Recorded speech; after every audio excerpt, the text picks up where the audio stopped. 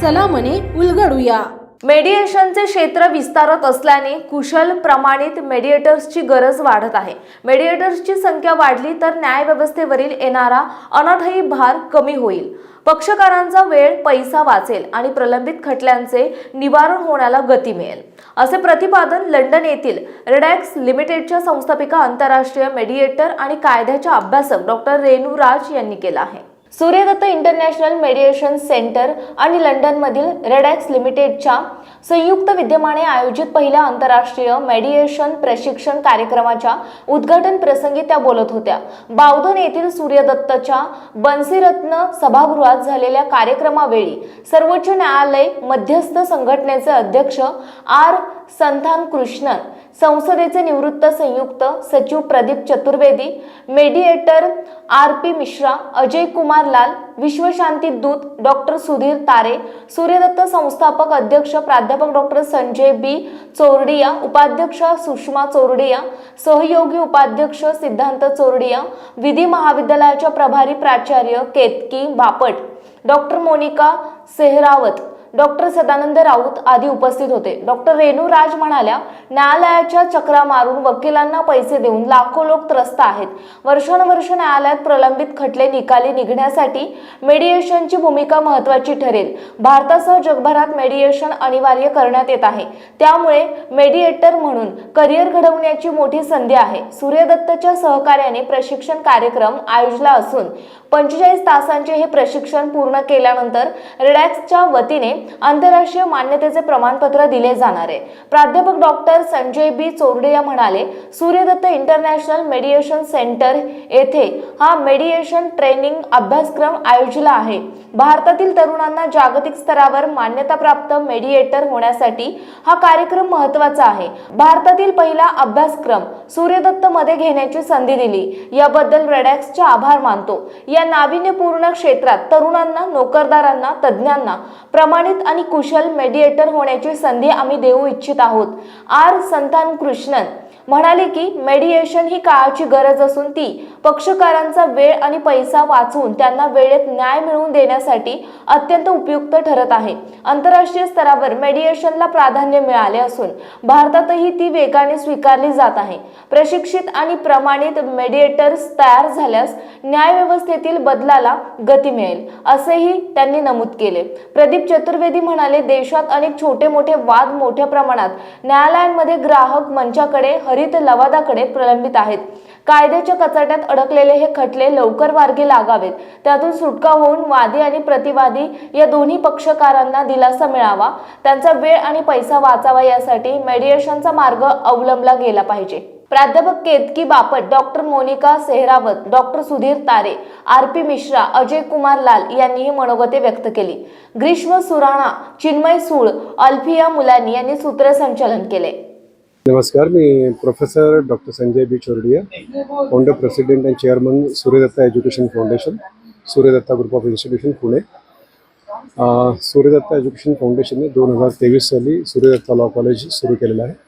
त्याच्यामध्ये BA LLB, BBA LLB, LLB, LLM आणि 5 PG diploma courses आणि डिप्लोमा कोर्सेस चालतात। दरवर्षी सूर्यदत्ताचा असा एक नेहमी आग्रह असतो किंवा एक फिलॉसॉफी आहे की नवीन नवीन जे काही जगामध्ये चाललेलं आहे आणि जे लिगल फ्रेमवर्कमध्ये आहे ते आपल्याला मुलांना, त्या डिसिप्लिनच्या मुलांना आणि जे सर्वांना देता येईल असं सर्वांना, जसं एज्युकेशन फॉर ऑल सगळ्यांकरता, IT फॉर ऑल आता सगळ्यांकरता गरज आहे, AI फॉर ऑल काळाची गरज आहे, सायबर फॉर ऑल कायदे आत्ता काळाची गरज आहे।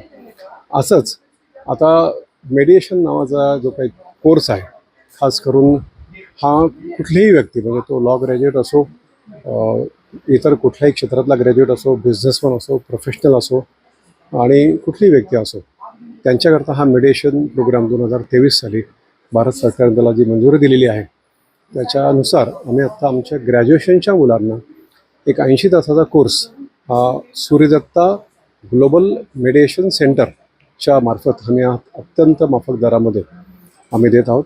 याला ट्रेंड फॅकल्टी, म्हणजे आमचं जे टायअप आज जे झालेलं आहे ते रेडॅक्स लिमिटेड UK बरोबर झालेलं आहे।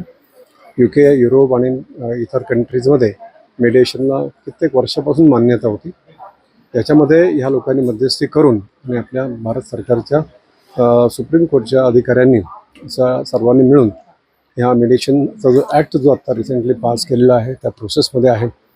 तर त्याच्याकरता ॲक्रेडिटेड मेडिएटर होण्याकरता हा बेस फाउंडेशन कोर्स आपण करतो आहे. आणि हा कोर्स केल्यानंतर 40 तासाचा सलग 5 दिवसाचा कोर्स, म्हणजे तुम्ही रूममधून बाहेर न जाता देखील 9 ते 5 असे 5 दिवस कोर्स केला जाणार आहे. त्यात असाइनमेंट्स दिल्या जाणार आहेत, त्याच्यामध्ये तुम्हाला काही केसेस दिल्या जाणार आहेत आणि त्याचं तुम्ही 1 तासामध्ये कसं तुम्ही ते सॉल्व करता, काय तुम्ही जजमेंट देता, हे तुम्हाला ठरवावं लागणार आहे. आणि त्याच्यानंतर तुम्ही जर सर्व त्यांच्या तपासणीमध्ये परीक्षेमध्ये जर उत्तीर्ण झाला तर तुम्हाला ॲक्रेडिटेशन मिळणार आहे. Once you are a accredited mediator, मग तुम्ही जगभरामध्ये कुठेही प्रॅक्टिस करू शकणार आहात. आणि ती जी प्रॅक्टिस करायची आहे ती ज्यांच्या कोणामध्येही मध्यस्थी करायची आहे त्या व्यक्तींना एकाच दिवशी आपल्याला दोघांना सर्वांना तिघांना म्हणजे जी तारीख मान्य असेल अशा तारखेला बोलून 3 ते 5 तासामध्ये एकाच वेळेस बाहेर न जाता एकदा एका व्यक्तीबरोबर चर्चा, नंतर दुसऱ्या व्यक्तीबरोबर चर्चा. मीडिएशन प्रोग्राम का इनॉग्रेशन हुआ है और आपने भी बहुत सारे अगर हम अपना लीगल सिस्टम देखें, जुडिशल रिव्यू देखें, इंडिया ने कॉमन सिस्टम अडॉप्ट किया था. 3 ऑर्गन ऑफ गवर्नेंस है, एग्जीक्यूटिव, लेजिस्लेटिव और जुडिशियल. जुडिशियल के पास एक रिव्यू का पार्ट जो जुडिशियल सिस्टम से एडवोकेसी करता है डिस्प्यूट्स को. पर उसके बाद इतने डिस्प्यूट्स के चीज़ें पहुंच चुके हैं वहाँ पर कि अब उसका संभव सही समय पर होना मुश्किल हो गया है. तो हर आदमी निकलने की कोशिश करता है कि अब कोई ऑल्टरनेटिव डिस्प्यूट मैकेनिज्म क्या है. तो पहला जो हमारा मैकेनिज्म सिस्टम आया था वो ट्रिब्यूनल सिस्टम आया था कि ट्रिब्यूनल को लगता था कि ट्रिब्यूनल में जाएगा केस जल्दी डिसाइड हो जाएगा. फिर कंज्यूमर फोरम्स आए, वो डिसाइड कर देंगे वहाँ पर वो चीज़ होने के बावजूद भी डिस्प्यूट का मैकेनिज्म बहुत छोटा सा है. बिजली का बिल ज़्यादा आ गया, आप केस फाइल करेंगे, कोर्ट में टाइम लगेगा, तो आप बिजली के संग लोग अदालत में काम कर लेते थे, वो आज चीज़ें आनी शुरू हो गई थी. अभी भी कुछ ऐसे केसेस हैं जिसमें बहुत छोटी छोटी चीज़ें हैं जहाँ पर आप किसी के माध्यम से अपना डिस्प्यूट को रिजॉल्व करा सकते हैं. मीडिएशन की वैल्यू इसलिए ज़्यादा बढ़ गई है वहाँ पे कि यहाँ पर लीगल प्रैक्टिस जरूरत नहीं है वहाँ. दूसरा, मीडिएशन जो कहता है कि पहले आदमी को ये मालूम चाहिए डिस्प्यूट किस बात का है, वो व्यक्ति क्या उसको सॉल्व कर सकता है कि नहीं कर सकता है. तो आप देखिए पारिवारिक माहौल में देख लीजिए, माँ और बेटे के बीच में डिस्प्यूट है, पिता आके उन दोनों समस्याओं को हल कर देता है. It's also mediation. तो legally, illegally, out of the legal, both of the way mediation में जो आदमी काम करा रहा है उसको डिस्प्यूट को सॉल्व करने के तरीके आने चाहिए. यही कारण है कि रेडांक्स जो प्रैक्टिस कराता है या आपको ट्रेनिंग दिला रहा है कि आपको नए लॉ के बारे में बता रहा है, प्लस आपकी अपनी जो स्किल है वो कैसे काम की जाए वहाँ पर. इसलिए मीडिएशन का जो फ्यूचर है, क्योंकि पहले कोई एक्ट नहीं था, अब जब एक्ट बन गया है वहाँ इन्होंने इन्फॉर्म किया है कि जब ये बिल डिस्कस हो रहा था पार्लियामेंट में, कमेटी के सामने आया था, उस समय मैं भी उस कमेटी का चार्ज था मेरे पास. तो हमने वर्ल्ड वाइड देखा, ऑस्ट्रेलिया में एक चीज़ अच्छी पाई मैंने वहाँ पर कि हर कोर्ट के साथ एक मीडिएशन सेंटर अटैच्ड है. जैसे कोई व्यक्ति कोर्ट में केस फाइल करता है, पहले वो मीडिएशन सेंटर में जाता है, वो लोग सॉल्व कराते हैं डिस्प्यूट को, फिर वो कोर्ट में केस भेजते हैं. उसका फ़र्क क्या पड़ा कि कोर्ट के पास अब 40% केसेस आ रहे हैं. लास्टली कह सकता हूँ कि निगोशिएबल इंस्ट्रूमेंट एक्ट में अमेंडमेंट हुआ सेक्शन 138, जिसको आप कहते हैं चेक बाउंस केस. तो किसी आपने mention किया था कि वकील को फीस देने की जरूरत नहीं. हाँ, ये बहुत अच्छा क्वेश्चन है और ये सिर्फ इंडिया भारत के लिए नहीं है, पूरी दुनिया में जब मीडिएशन को मैंडेटरी किया गया था, इवन अमेरिका, ब्रिटेन, सब जगह, तो जुडिशरी सेक्टर जो है वो बहुत ज़्यादा परेशान हो गई थी, क्योंकि वकीलों की जो पॉकेट मनी है वो ख़त्म हो जाती है. क्यों ख़त्म हो जाती है? क्योंकि मीडिएशन में क्लाइंट जो है वो मीडिएटर्स के पास जाता है, उसको बार बार पैसे नहीं देने हैं. जनरल टाइम पे क्या होता है कि जैसे मान लीजिए आपकी छोटी सी साइकिल चोरी हो गई या चेक बाउंस हो गया, तो आप वकील के पास जाते हैं, वो कहता है 500 रुपये दीजिए, 10 रुपये दीजिए, 1000 रुपये दीजिए, तब आपका केस, वो आप चालू हो गए, उसका मीटर ऑन हो गया, आपका मीटर डाउन होना शुरू हो गया, आपका डेट आएगा, वो आएगा, वो आएगा, आप फ्रस्ट्रेट हो जाते हैं. सो इसके लिए मीडिएशन को, ऑफ कोर्स मीडिएशन को जो वकीलों की जो दुनिया है और जजेस की जो दुनिया है, इन लोगों ने बहुत अपना रोजी रोटी छीनने का वो समझा उन्होंने. उस वजह से क्या हुआ कि वो सोच रहे कि हम अगर वकील हैं तो हम गुड मीडिएटर हो सकते हैं, लेकिन नहीं. मीडिएशन सिस्टम में हमने ये किया है कि चाहे आप वकील हैं चाहे जज हैं, चाहे आप सुप्रीम कोर्ट, हाई कोर्ट, कहीं के भी जस्टिस हैं, मीडिएशन करने के लिए मीडिएटर ट्रेनिंग प्रोग्राम आपको करना ही पड़ेगा, तभी आप मीडिएशन कर सकते हैं। अगर आप एक्रीडेटेड मीडिएटर नहीं हैं, आप मीडिएशन नहीं कर सकते हैं।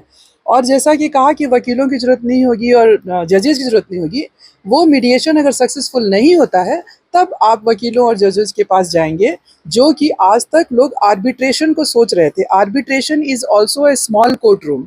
आर्बिट्रेशन एक छोटा कोर्ट रूम होता है जिसमें जज भी होता है, वकील भी होते हैं, और आप वही क्लाइंट होते हैं जिसको आप बोलने का पूरा हक नहीं होता है।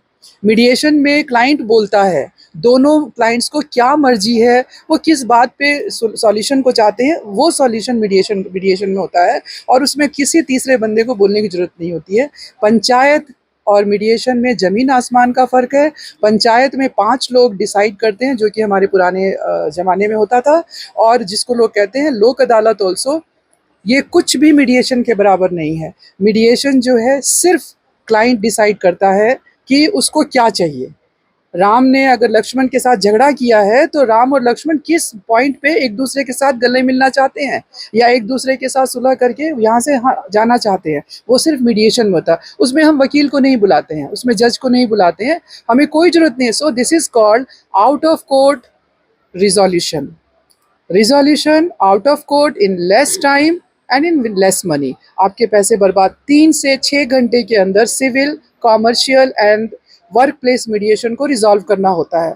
अगर मीडिएटर कमरे से बाहर चला जाता है, मीडिएशन नल एंड वॉइड हो जाती है, तब आपको लिटिगेशन में जाना होता है। हिंदी में पूछता हूँ। आज यहाँ पे बहुत अच्छा क्वेश्चन पूछा आपने।